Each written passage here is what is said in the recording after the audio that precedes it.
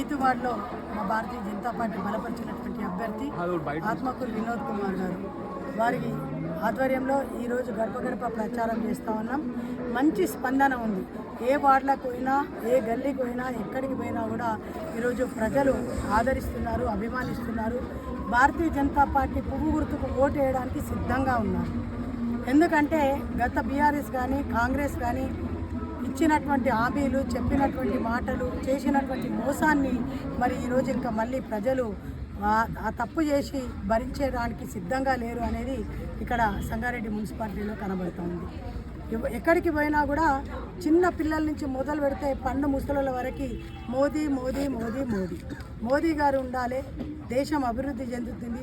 అదేవిధంగా రాష్ట్రం కూడా అభివృద్ధి చెందాలంటే తెలంగాణ రాష్ట్రంలో భారతీయ జనతా పార్టీ జెండా వేయాలి అనేది ఈరోజు భారతీయ జనతా పార్టీలో ఉన్నటువంటి కార్యకర్తలు కావచ్చు, నాయకులు కావచ్చు, ఏదైతే గట్టి పట్టుదలతోటి కార్యకర్తలు ముందుకెళ్తున్నారో దానికంటే కూడా బలంగా ఈరోజు ఓటర్స్ ఉన్నారు.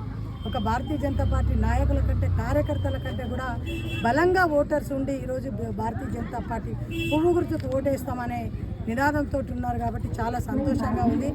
ఎందుకంటే ఈరోజు ఎక్కడ చూసినా, ఏడ చూసినా కూడా ఏ అభివృద్ధి కనబడుతుంది అంటే బీఆర్ఎస్ చేసింది కనబడట్లేదు. కాంగ్రెస్ ఇచ్చినటువంటి హామీలను 2 సంవత్సరాల నుంచి కూడా ఇచ్చినటువంటి హామీలను తుంగలో దొక్కి మరి ఈరోజు